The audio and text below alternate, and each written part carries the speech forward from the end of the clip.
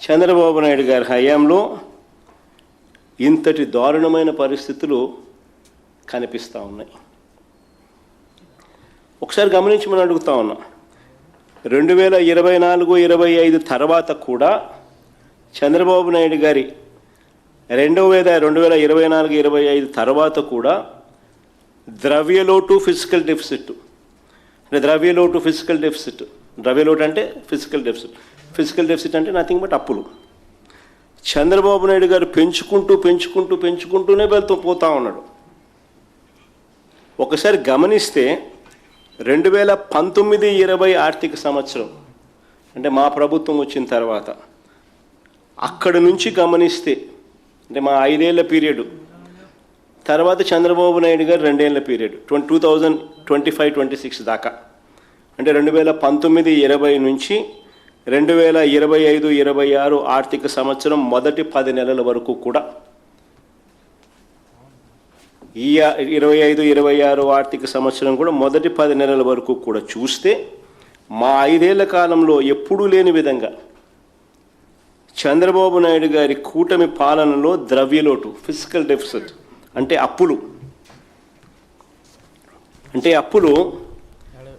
As a percentage of total expenditure చూస్తే గమనించమని అడుగుతాను. అప్పులు as a percentage of total expenditure చూస్తే మా 5 సంవత్సరాల హయాంలో ఎంత తక్కువగా ఉందో అదే చంద్రబాబు గారి హయాంలో అప్పులు as a percentage of total expenditure ఎంత ఎక్కువగా ఉందో తేడా తెలుస్తుంది.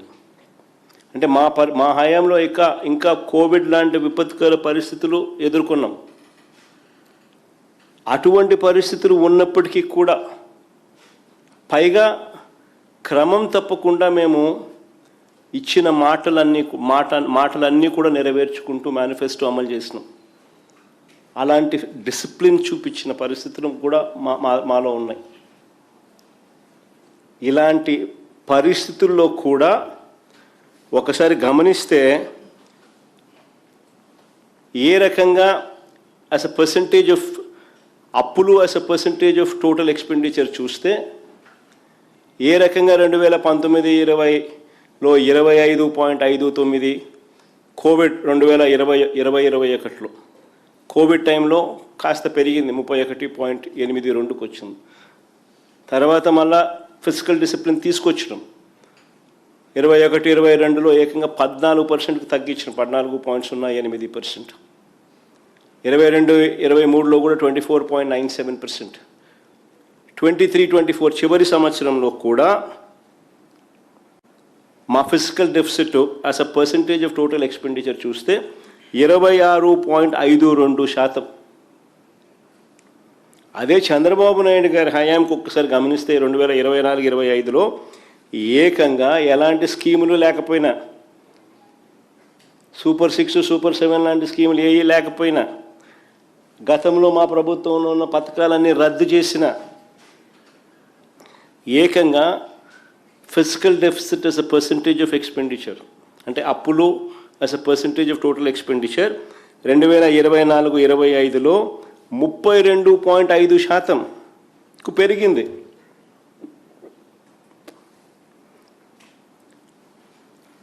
ఇంకా ఈ సంవత్సరం 2025-26 మొదటి 10 నెలలు కూడా తీసుకుంటే అక్కడ కూడా అప్పులు as a percentage of total expenditure చూస్తే 39.74%కి ఎగబాకింది. నిజంగా చంద్రబాబు నాయుడు గారి ఆర్థిక విధ్వంసానికి ఇవన్నీ కూడా చిత్రపటాలు. All these are paintings. ఆర్థిక విధ్వంసానికి సాక్ష్యాలు, ఆధారాలు, చిత్రపటాలు. అంతేకాకుండా 2024-25 సంవత్సరంలో జిఎస్టిపిలో ఫిజికల్ డెఫిసిట్ కాంపోనెంట్ అంటే జిఎస్టిపిలో తీసుకొచ్చిన అప్పుల శాతం ఏకంగా 5.08%. మా హయాం చూస్తే, మా ప్రభుత్వ హయాంలో 5 ఏళ్ల పాటు చూస్తే కూడా జిఎస్టిపిలో ఫిజికల్ డెఫిసిట్ అంటే జిఎస్టిపిలో అప్పులకు సంబంధించిన పర్సంటేజ్ ఎంత అంటే సగటున 4.11%. ఇంకా మా హయాంలో కోవిడ్ ఉంది, అనుకోని ఖర్చులు పెరిగాయి, అలాంటి విపత్కర పరిస్థితులు, ప్లస్ తూచా తప్పకుండా మేనిఫెస్టోను కూడా అమలు చేస్తాం. అయినా కూడా జిఎస్టిపిలో అస్ ఎ పర్సంటేజ్ ఆఫ్ ఫిజికల్ డెఫిసిట్ మా 5 ఏళ్ల పీరియడ్లో కూడా సగటున మీద 4.11% ఉంటే ఈయన 2024-25 మొదటి ఏడాదిలోనే ఏకంగా 5.08% దాటేశాడు. రాష్ట్ర ఆర్థిక వ్యవస్థను నడిపించే విషయంలో చంద్రబాబు నాయుడు గారి విధ్వంసపు రికార్డుకు ఇది నిజంగా చిత్రపటాలుగా నిలబడుతుంది.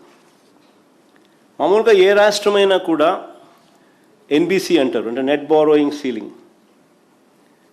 ఏ రాష్ట్రమైనా కూడా net borrowing ceiling which is stipulated by central government, ఎన్బిసికి లోబడి అప్పులు తీసుకోవాలి. కానీ చంద్రబాబు నాయుడు గారు ప్రతిసారి ఈ చట్టాన్ని, ప్రతిసారి ఈ ఎన్బిసిని నెట్ బారోయింగ్ సీలింగ్ని ప్రతిసారి కూడా ఈ మనిషి ఉల్లంఘిస్తూనే ఉన్నాడు. ఒకవైపున ఉల్లంఘిస్తాడు, మరోవైపున బిల్డప్ మాత్రం ఇస్తాడు. తాను గొప్ప పరిపాలనా దక్షుడుగా ఒక పెద్ద బిల్డప్ మాత్రం ఇస్తాడు.